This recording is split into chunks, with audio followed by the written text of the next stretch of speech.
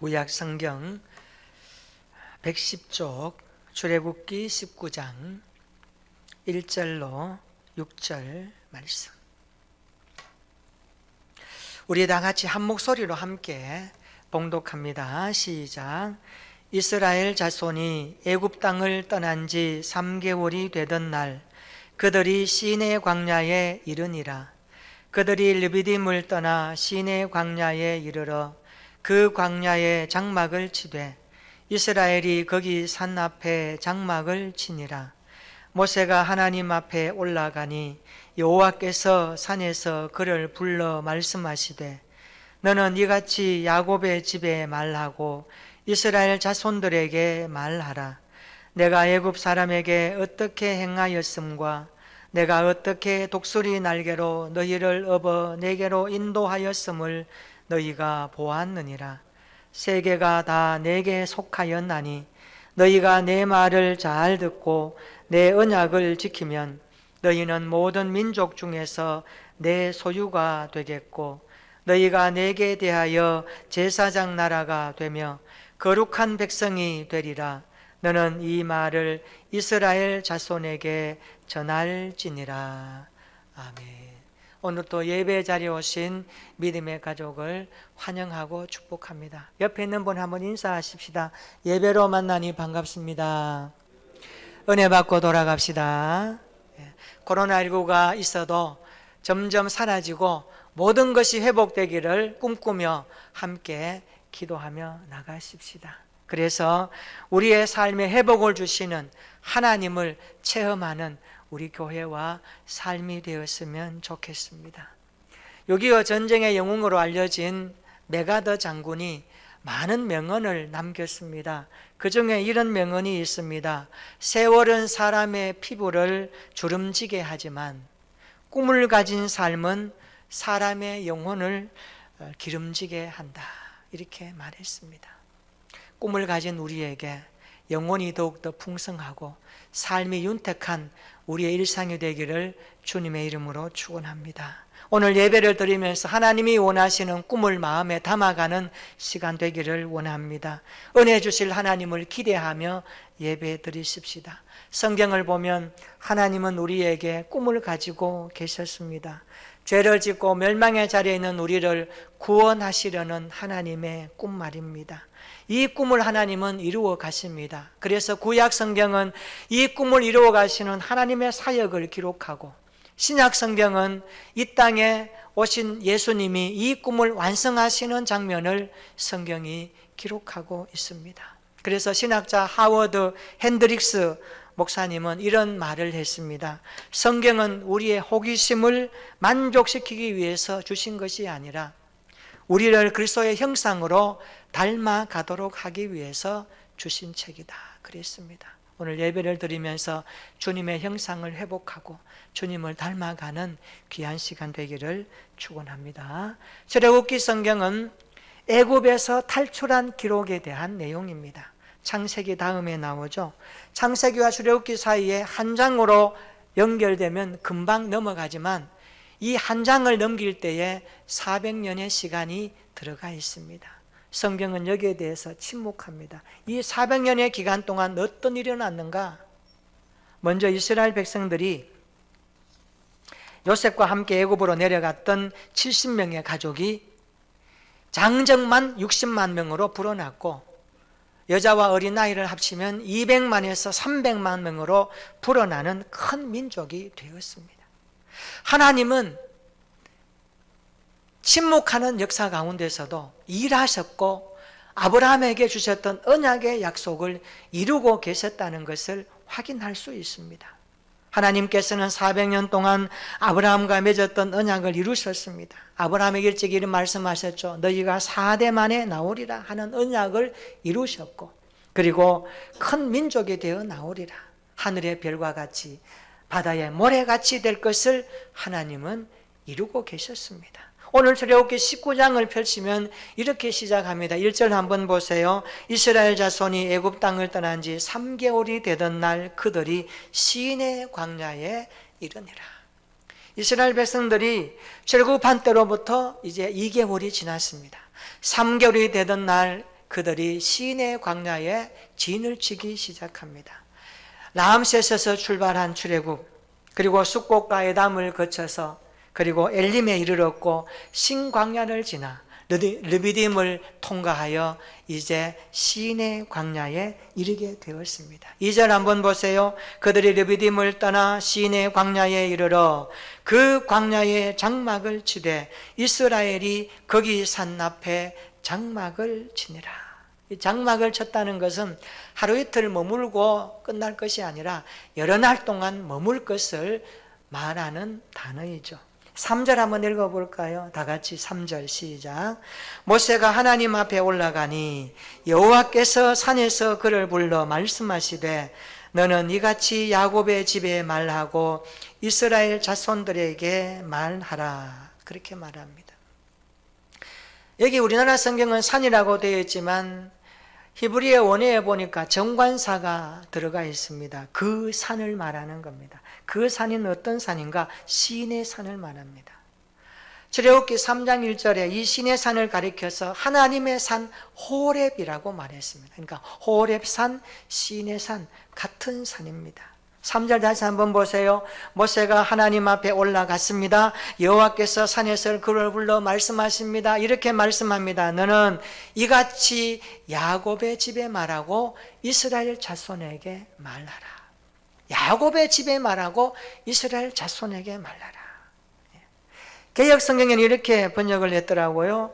너는 이같이 야곱 족속에게 이르고 이스라엘 자손에게 고하라. 이르라, 고하라, 말하고 말하라. 이 단어가 바로 강한 명령형 동사입니다. 강한 명령. 강한 명령형 동사는 반드시 받는 사람이 실천해야 되고 이루어야 되고 순종해야 될 것을 담아내고 있는 명령형을 의미합니다. 모세는 하나님의 말씀을 백성들에게 말하고 알려주어야 될 책임을 가지고 있죠. 6절에도 말씀하죠. 너는 이 말을 이스라엘 자손들에게 전할지니라. 명령형으로 되어 있습니다. 그것이 무엇일까요? 우리가 출애굽기 19장을 보면 이스라엘 백성들에게 세 가지 정체성에 대한 내용입니다. 이것은 오늘 그리스도인들에게 주시는 동일한 말씀입니다. 우리가 이 땅을 살아갈 때에 정체성이 참 중요합니다. 정체성이 무엇일까요? 어떤 존재가 가지고 있는 특성입니다. 우리가 그리스도를 믿는 그리스도인으로 살아갈 때에 가지고 있는 특징, 우리의 특징, 어떤 존재가 본질적으로 가지고 있는 특성을 가리켜서 정체성이다라고 말하는 겁니다. 지금 우리의 세상은 어떻습니까? 참으로 혼미스럽습니다. 혼란스럽습니다. 코로나19가 찾아와서 온 세상이 혼란스러운 가운데 있습니다. 언제 끝날까? 무엇이 그런가? 무엇이 맞는가? 우리가 참 혼란스러움 속에 살고 있습니다. 그러나 이러한 혼란스러운 가운데서도 예수 믿는 그리스도인들은 당당하게 서 있어야 합니다. 당당하게 살아가야 합니다. 이것이 뭡니까? 자기의 정체성을 가진 자로서의 삶을 말합니다. 혼미한 세상 가운데서도 우리의 중심을 분명하게 가지고 하나님 앞에 살아갈 수 있는 믿음 생활 되어야 할 줄로 믿습니다. 하나님이 우리를 보실 때에 무엇을 보실까요? 외모를 보실까요? 키를 볼까요? 가진 것을 볼까요? 경험을 볼까요? 우리의 가정사를 볼까요? 아닙니다. 성경은 한마디로 말합니다. 내가 보는 것은 외모가 아니다. 나는 사람의 마음을 본다. 사람의 중심을 본다라고 말씀하고 있습니다. 중심이 참 중요합니다. 여러분 오뚜기를 보세요. 툭 건들면 넘어집니다. 끝납니까? 아니면 또 일어납니다. 건드려도 넘어져도 또 일어납니다. 오뚜기는 넘어지지 않습니다. 넘어져도 일어납니다. 왜 그럴까요? 그 안에 묵직한 중심에 무언가가 들어있기 때문에 그렇습니다. 그것이 오뚜기가 가지고 있는 특성입니다. 그렇습니다. 우리 그리스도인들이 가지고 있는 특성, 우리의 정체성이 뭘까요? 우리 안에 묵직한 뭔가가 있어야 되지 않겠습니까? 그것이 말씀이 되고 믿음이 되기를 주님의 이름으로 축원합니다. 묵직한 하나님의 말씀이 우리 안에 자리 잡아서 이 혼돈스럽고 혼란스러운 세상 가운데서도 그리스도의 정체성을 가지고 흔들림이 없이 서 있고 살아가는 믿음 생활 되기를 주님의 이름으로 축원합니다. 그렇다면 우리의 정체성이 무엇일까요? 그리스도인의 정체성이 뭘까요? 오늘 본문은 세 가지로 말씀하고 있습니다. 첫째로 그리스도인의 정체성은 우리는 하나님의 소유라고 하는 사실입니다. 따라서 합시다. 우리는 하나님의 소유입니다. 믿으시기를 축원합니다. 5절 한번 읽어볼까요? 다 같이 5절 한번 읽어봅니다. 시작. 세계가 다 내게 속하였나니 너희가 내 말을 잘 듣고 내 언약을 지키면 너희는 모든 민족 중에서 내 소유가 되겠고. 아멘. 너희는 모든 민족 중에서, 따라서 합니다, 내 소유가 되겠고. 우리는 하나님의 소유입니다. 나는 하나님의 소유입니다. 이 말이 뭡니까? 하나님이 우리 인생의 주인이라는 말씀이죠. 하나님이 우리 인생을 컨트롤하시고 우리 인생을 붙드시는 주인입니다. 우리는 하나님의 소유죠. 우리는 성령의 인치심을 받아 하나님의 소유가 되었습니다. 여러분, 오전에 나오는 소유라고 하는 이 단어의 의미가 참 중요합니다. 소유, 이 단어의 히브리어는 세굴라라는 단어입니다. 세굴라. 이런 볼펜이 있으면 소유라는 단어에 동그라미를 하고 히자하고 그 다음에 세굴라 이렇게 좀 적어 놓으면 좋습니다. 이 단어는 히브리어로 세굴라라는 단어이구나. 그런데 이 단어의 뜻이 중요합니다. 이 단어의 뜻은요, 어떤 사람이나 누군가가 소유하고 있는 것 중에서 이 세굴라라는 단어는 가장 소중한 보물을 말할 때에 쓰는 단어입니다. 여러 가지 좋은 게 많아요. 귀하고 보물이 많아요. 그런데 그 보물 중에서도 가장 소중한 보물, 가장 으뜸인 것들을 말할 때에 쓰는 단어가 세굴라라는 단어의 뜻입니다. 그래서 구원받은 성도는 하나님께 있어서 보물 중에 보물이라는 사실입니다. 믿으시기를 축원합니다. 우리는 하나님께 있어서 보물 중에 보물입니다. 시시한 존재가 아닙니다. 하나님이 우리를 바라보실 때 너는 나의 소유란다, 나의 보물 중에 보물이란다. 이 사실을 성경은 우리에게 정체성으로 일컫고 있습니다. 사랑하는 성도 여러분, 우리는 하나님께 있어서 보물 중에 보물임을 믿으시기를 축원합니다. 옆에 분에게 한번 말해 줍시다. 당신은 하나님께 보물 중에 보물입니다. 시작. 우리는 예수님의 핏값으로 사신받은 하나님께 보물 중에 보물인 줄로 믿습니다. 찬송가 412장에 보니까 이런 가사가 있더라고요. 나의 보화를 캐내어 가져갈 자 그 아무도 없도다. 하나님의 손에서 아무도 빼앗을 자가 없다는 것입니다.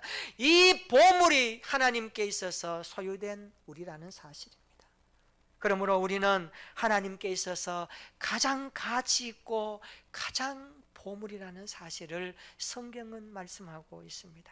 우리 하나님께 얼마나 소중한 보물인지 아십니까? 말라기 3장 17절에 이렇게 가르쳐 줍니다. 만군의 여호와가 이르노라.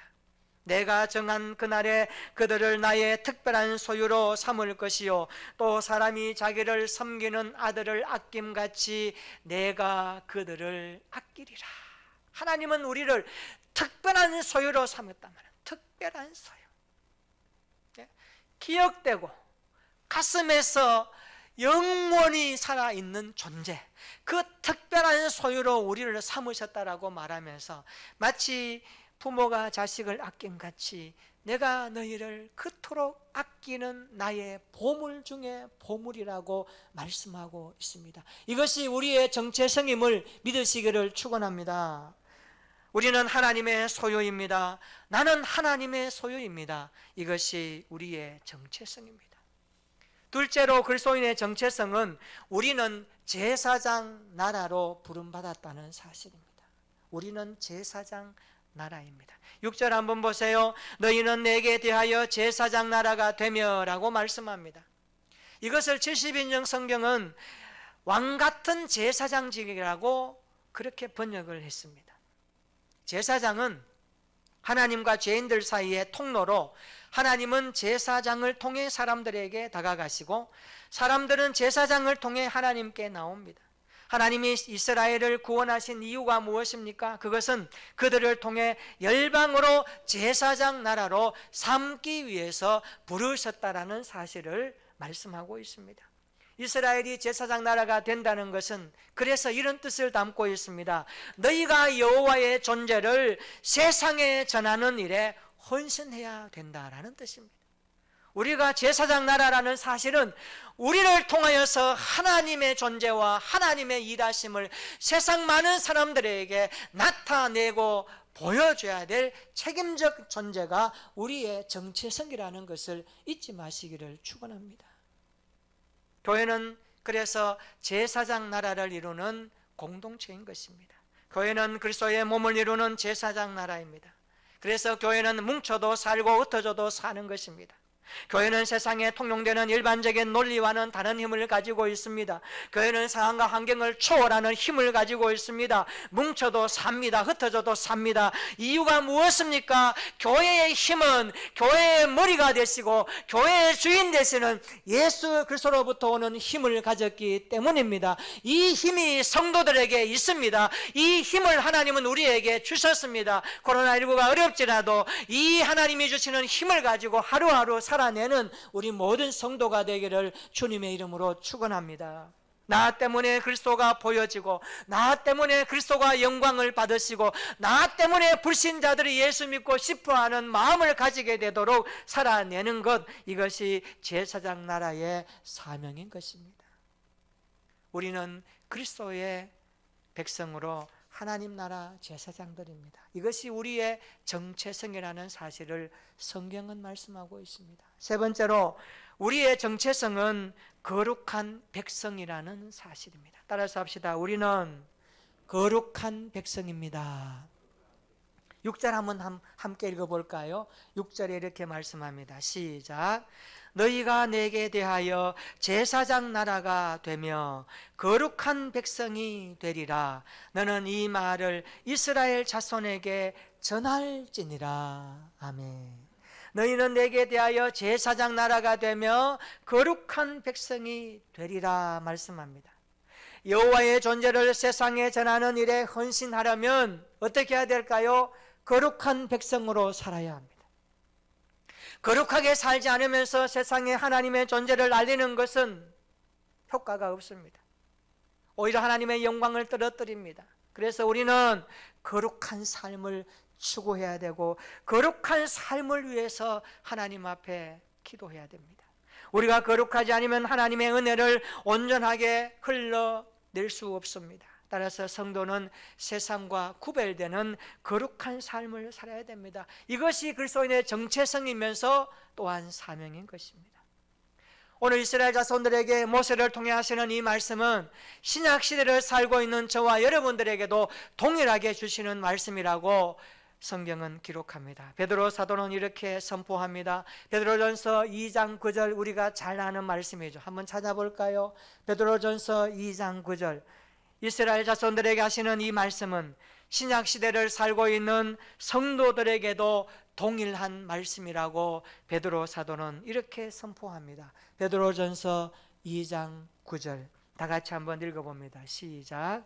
그러나 너희는 택하신 족속이요 왕같은 제사장들이요 거룩한 나라요 그의 소유된 백성이니 이는 너희를 어두운 데서 불러내어 그의 기이한 빛에 들어가게 하신 이의 아름다운 덕을 선포하게 하려 하심이라.